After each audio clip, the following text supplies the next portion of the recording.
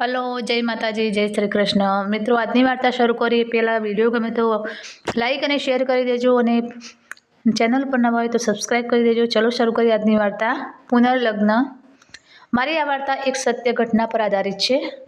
જો કે આધુનિક યુગમાં ઘણું બધું બદલાઈ ગયું છે, તેમ છતાં આપણા દેશના ઘણા ભાગોમાં બાળ લગ્નની પ્રથા છે. દરેક વ્યક્તિના જીવનમાં રંગોનું ખૂબ મહત્ત્વ હોય છે. દરેક વ્યક્તિ પોતાના જીવનને પોતાના મનપસંદ રંગોથી રંગીને સજાવવા માંગે છે. પરંતુ આજ સુધી 10 વર્ષની ગુડ્ડી ક્યારેય સમજી શકી નથી કે તેની માતા તેના માટે લાલ રંગના કપડાં કેમ ખરીદતી હતી. ઘણી વખત તે જીદ કરતી હતી કે તેની માતા બધા રંગ લેશે પણ લાલ રંગ નહીં લે. તહેવારો દરમિયાન દરેક માટે કપડાં બનાવવામાં આવતા હતા, પરંતુ ગુડ્ડી માટે ક્યારેય લાલ સૂટ બનાવવામાં આવ્યો ન હતો. ભાનમાં આવ્યા પછી તેણે ક્યારેય લાલ કપડાં પહેર્યા હોવાનું યાદ નથી. તે હંમેશા ઈચ્છતી હતી કે કોઈ તેને લાલ સૂટ પહેરાવે. પછી તે પોતાના મનને સમજાવતી હતી કે લગ્ન ક્યારે થશે તેનાથી કોઈ ફરક નથી પડતો, તો પરિવારના સભ્યો ચોક્કસપણે તેની માની લેશે. લાલ રંગ જોઈને ગુડ્ડી એક અજીબ અસ્વસ્થતા અનુભવતી હતી. તે પોતાના સપનામાં ખોવાઈ જતી. તેના 2 મિત્રો પણ પરિણીત છે. જ્યારે તેણીએ તેને લાલ લગ્નના પહેરવેશમાં જોયા ત્યારે તેણીએ મન બનાવી લીધું હતું કે તેણી તેના લગ્ન માટે ફક્ત લાલ રંગના કપડાં જ પહેરશે. ગુડ્ડી લક્ષણો અને સમૃદ્ધ રંગ સાથે ખૂબ જ સુંદર હતી. જ્યારે પણ માતા ઘરની બહાર જતી ત્યારે ગુડ્ડી પોતાની માતાને લાલ શાલ પહેરીને અરીસામાં પોતાની જાતને જોતી હતી. લાલ રંગથી ચમકતો તેનો ગોરો ચહેરો જોઈને તે શરમાઈ જતી અને ઝડપથી તેનો દુપટ્ટો ઉતારીને તેની માતાના કબાટમાં રાખી લેતી. ગુડ્ડીનું જીવન પણ આવી જ દુવિધામાં પસાર થઈ રહ્યું હતું. તેણે ગામની શાળામાં ધોરણ 5 સુધીનું શિક્ષણ મેળવ્યું હતું અને વધુ અભ્યાસ માટે બીજા ગામમાં જવું પડ્યું હતું. તેથી તેના પિતાએ આગળ ભણાવવાની ના પાડી હતી. હવે તેની જિંદગીની દિનચર્યા એક સ્ત્રીની જેમ ઘરે રહેવાની, ખાવાનું રાંધવાનું અને ઘરના કામકાજ કરવાની હતી.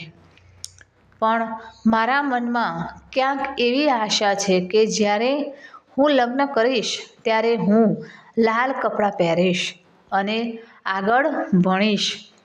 તેમણે સમયની સાથે બદલાતા લોકોને જોયા હતા, પરંતુ તેમને તેમના ઘરમાં ક્યાંય કોઈ પરિવર્તન કે આધુનિકતાની કોઈ પહેલ દેખાઈ નથી.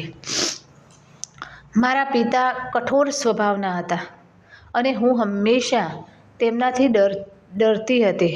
તેથી જ હું ક્યારેય મારી લાગણીઓ વ્યક્ત કરી શકતી ન હતી.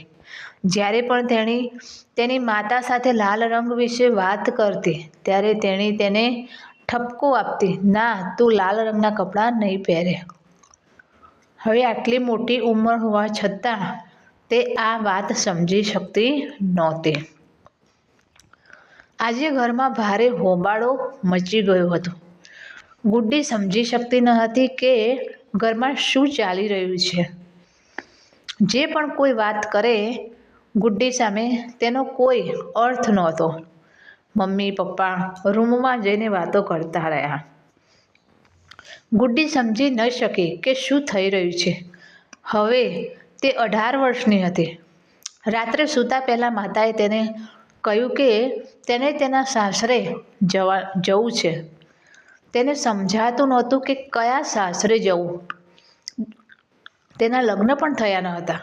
ન ડોળી, ન સરઘસ, ન પછી કયું સાસરે, પરંતુ આ તારો સસરો છે અને આ તારો સાળો છે. તેમ કહી ઘરે આવેલા 2 શખ્સો સાથે તેનો પરિચય થયો હતો. હવે તે એટલી મોટી થઈ ગઈ હતી કે તે સસરા અને વહુનો અર્થ જાણતી હતી, પરંતુ લગ્ન માટે વર છે, પણ તેની ગેરહાજરી તે સમજી શકી નહીં. પછી ખબર પડી કે તે બાળ વિધવા છે. તે ખૂબ રડી, ઘણી ચીસો પાડી, પણ કોઈએ તેનું સાંભળ્યું નહીં. સફેદ ડ્રેસમાં તેણીને સાસરે મોકલવામાં આવી હતી. તેની અંદરનું લાલ દંપતી તેની અંદર બળીને રાખ થઈ ગયું હતું. જ્યારે તેના માતા પિતાએ વિચાર્યું ન હતું કે તે અન્ય પાસેથી શું આશા રાખી શકે, અને ભાગ્યની વિડંબનાને સમજીને ગુડ્ડી ચૂપચાપ તેના સાસરે ગઈ, જ્યાં તેણે પોતાના સાસરિયાઓની સેવામાં જીવન વિતાવ્યું અને તેને પોતાના ભાગ્ય તરીકે સ્વીકાર્યું. વહુ ગુડ્ડી કરતાં 5 વર્ષ મોટી હતી અને પરિણીત હતી, એટલે હવે સાસરિયા ગુડ્ડીને લઈને આવ્યા હતા. સાસરિયામાં ખૂબ જ ઉત્તેજના હતી, પણ કોઈને ચિંતા નહોતી કે આવી નાની ગુડ્ડીની પણ કેટલીક ઈચ્છાઓ હોઈ શકે છે, જે બાળ લગ્નની અંદર જ દટાઈ ગઈ હતી. બસ હવે ગુડ્ડીએ પોતાની જાતને સમજી લીધી હતી. ભાઈ ભાભીના લગ્ન ખૂબ જ ધામધૂમથી થયા, પરંતુ હજુ પણ તેમના માટે લાલ લગ્નનો ડ્રેસ આવ્યો ન હતો. તેને તેની ભાભી તરીકે નાની બહેન મળી હતી. ભાભી ખૂબ જ મીઠી અને સમજદાર હતી. તેઓ ખૂબ જ ઝડપથી ગુડ્ડી સાથે સારી રીતે મળી ગયા. ગુડ્ડી હવે પહેલાં કરતાં વધુ ખુશ હતી. તેણીની સાસુ બીમાર હતી, તેથી ગુડ્ડીએ મોટી વહુ તરીકેની ફરજ નિભાવતી વખતે આખા ઘરની સંભાળ લીધી.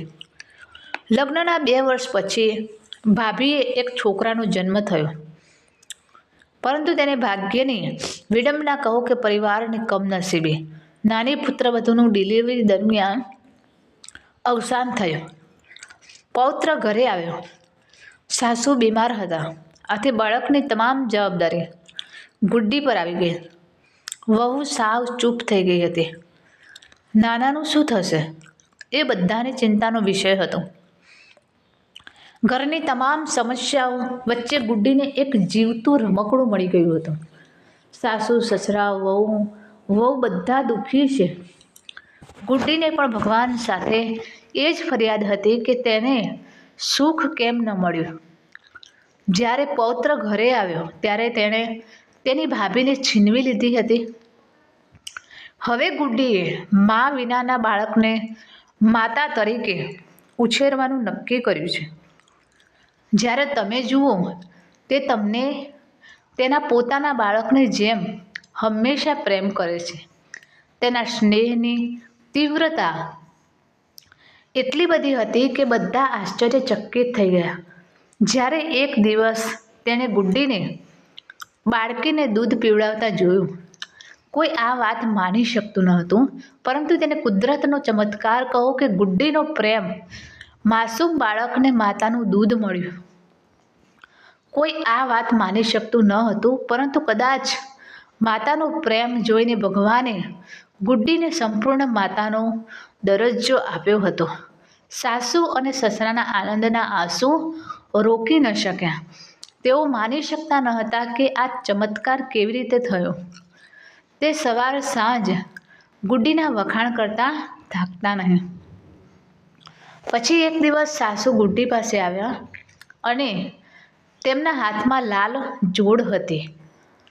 જોડી લઈને તેણે ગુડ્ડીના ચરણોમાં મૂક્યું અને કહ્યું, દીકરા, અમે ભૂલ કરી.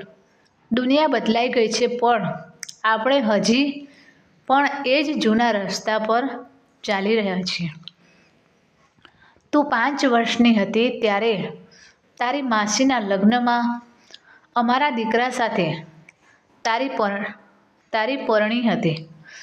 18 વર્ષ પૂરા કર્યા પછી તને તારા સાસરે લાવવી પડી. આગળની વસ્તુ તમે જાણો છો.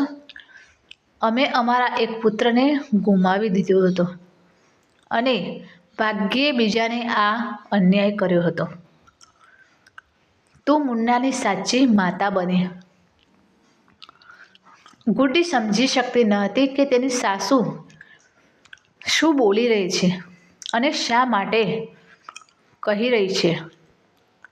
એટલામાં સસરા પણ ત્યાં આવી ગયા અને માથે હાથ રાખીને બોલ્યા, દીકરા, લોકો ભલે ગમે તે કહે, જો તું અમારા પૌત્રને દૂધ પીવડાવી શકે છે જે તારા ગર્ભથી જન્મ્યો નથી, તો અમે લગ્ન કેમ ન કરી શકીએ. તમે બીજી વાર ગુડ્ડી શું બોલવું એ ખબર ન પડી. તે કંઈ બોલે તે પહેલાં તેના સસરાએ તેની વહુ સાથે લગ્ન કરવાનો નિર્ણય જાહેર કર્યો. સસરાના હાથ માથે આશીર્વાદ આપતા હતા. ગુડ્ડી, જે હંમેશા લાલ રંગ માટે ઝંખતી હતી, અચાનક પોતાને માટે એક લાલ જોડી જોઈને આશ્ચર્યચકિત થઈ ગઈ અને તે સમજવામાં અસમર્થ થઈ ગઈ કે કયા પ્રકારની કસોટીનો સમય આવી ગયો છે. સાસરે આવીને તેણે જીવનમાંથી જે પ્રકરણ કાઢી નાખ્યું હતું, તે પ્રકરણને તેની સામે ફરી ખુલ્યું હતું. હવે તેના માટે આ નિર્ણય લેવો ઘણો મુશ્કેલ હતો. મુન્ના મેળવીને તેણે તેની તમામ ઈચ્છાઓ પૂરી કરી હતી. મુન્નાને પોતાનું જીવન સમર્પિત કર્યું હતું, પરંતુ આજે તેણે ફરીથી લગ્ન કર્યા છે. કદાચ તે આ માટે તૈયાર ન હતી. અંદર ચાલી રહેતા સંઘર્ષને તે સમજી શકતી ન હતી. હું મારા સસરા અને સાસુને શું જવાબ આપું? તેની આંખો ભીની અને આશાથી ભરેલી તેના તરફ જોઈ રહી હતી. તે મુન્ના તરફ જ જોઈ રહી હતી જ્યારે તેની સાસુનો અવાજ તેના કાને પહોંચ્યો. દીકરા, મુન્નો ખૂબ નાનો છે અને તેને એક માતાની જરૂર છે.